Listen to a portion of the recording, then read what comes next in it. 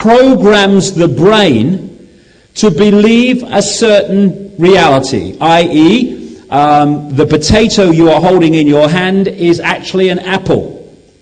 And the person will eat the potato, and they'll believe it's an apple, and they will taste an apple. Why?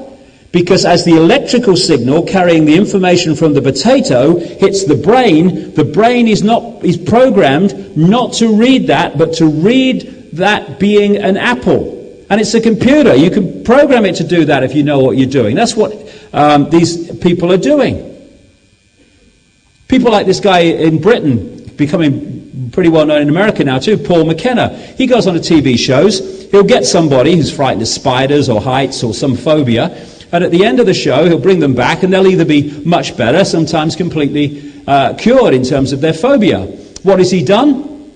He's simply deleted the program.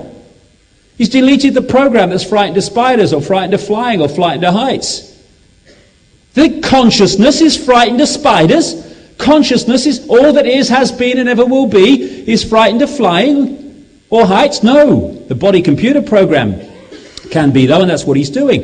This is a major television program in Britain called Top Gear. It's a motoring program, but it's much more than that.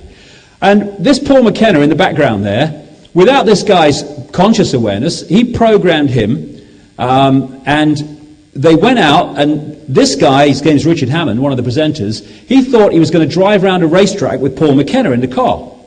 And they showed this on film, and Paul Hammond comes to the car, and Paul McKenna just said to him a key word, or snapped his fingers, boom, and out of nowhere, this Richard Hammond guy's gone, boom, middle sentence. And then he said, when you get into the car, you're not going to have any idea how to drive it.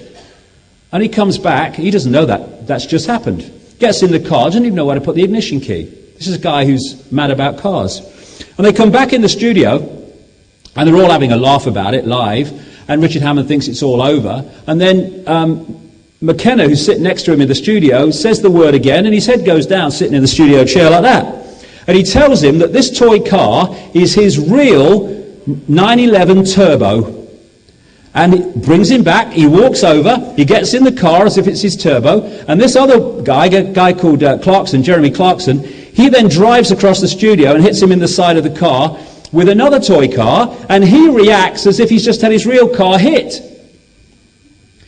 And these people at the core of this conspiracy, which I'll get deeply into in the second section, who know how all this works, can't do that en masse to the human population by using these techniques. Of course they do. It's a mind control, mass hypnosis. They put humanity to sleep.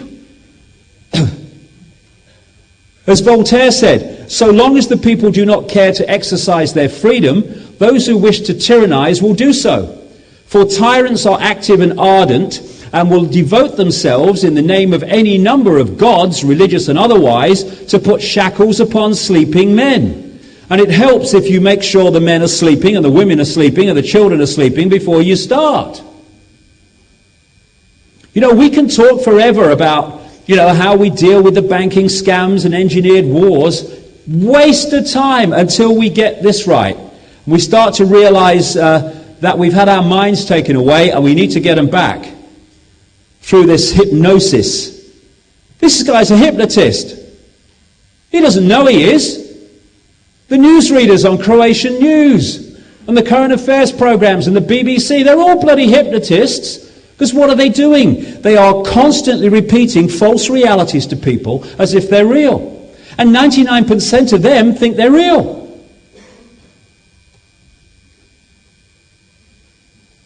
This is what the media does, owned by these families. It's about brainwashing, programming the computer, the Pied Piper, leading us nowhere.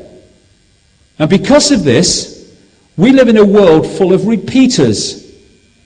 Not questioners, not investigators, not researchers, not even thinkers, but repeaters, just repeating what we've heard from someone else as if it's true. It's like Oscar Wilde, a brilliant British writer said, most people are other people. Their thoughts are someone else's opinions, their lives are mimicry, their passions are quotation. So, we have teacher repeaters. They're repeating what the curriculum tells them they have to tell children. And they're repeating what they learned in their academic careers and at teacher training college.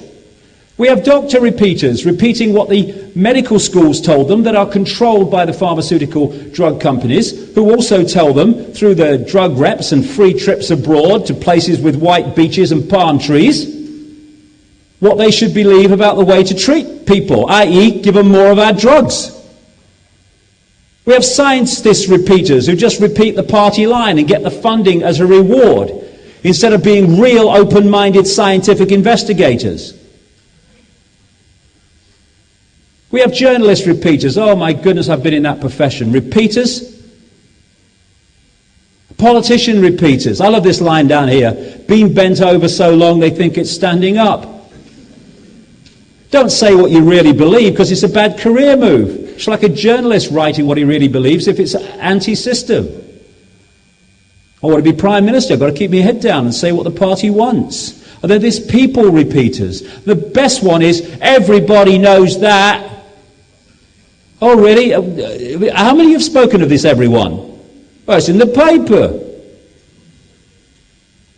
So this combination of human repeaters and media, and they're all hypnotists. And if we succumb to it, we take on the false identity. So seeing is believing. That's what we hear. Seeing is believing, but it's not. Believing is seeing, because beliefs affect the way we decode reality. Therefore, what we think, we see. And we're constantly being manipulated second by second to take on beliefs that will allow us to perceive reality as they want us to see it. And I've had loads of experiences myself like this. In the early 1990s, when I was a national television presenter with the BBC. Well-known face, because she just, sat there and said good evening, welcome, and all that stuff that they do. Long time ago now. And then I started coming out with this weird stuff, apparently. And I got massive, massive ridicule. And I would meet people, and I'd talk to them, and I would say things to them that were mainstream scientific norms. And they'd laugh. Why? Because they had a preconceived idea of me, a belief, he's mad. So anything I said went through the filter, he's mad. So even when I was saying things that scientific mainstream was talking about, they laughed. Because that's the way they decoded reality. And what happens is, the brain, like I say, receives electrical information and then constructs reality from that. And what they found is that when you have certain beliefs, rigid is a very good word, the neurons in the brain fire off in a certain sequence. And what that is symbolic of is the way the brain is reading reality in a fixed way. This is why you can talk to someone with fixed beliefs, and it don't matter what you say, it's like talking to a wall, because they're not hearing what you say. Because their brain is not filtering what you say in any way that will challenge the belief system. It's there to defend the belief system, to not hear it. So we're in such a crazy situation in terms of the reality we think we're in compared with the reality we think we are, that our state is vibrational, energetic, our prime state. And only when it passes through the brain decoding system does it become what we call physical in there. And we can be open to multi-levels of reality, not just this one, or we can be closed boxes when we're in that auric state and we get caught in the groove, boom, boom, boom, boom, just repeating the same cycles. And of course, a thing to emphasize here is that mainstream scientists who are stuck in the left brain, 99% of the mainstream science comes from the left brain. It's the cutting edge stuff, it's some of the quantum physics stuff that goes into the right brain. That's why they can start to see things. The left brainers can't. But the scientist is also decoding reality from a fixed state. So he'll look at something, and instead of looking at it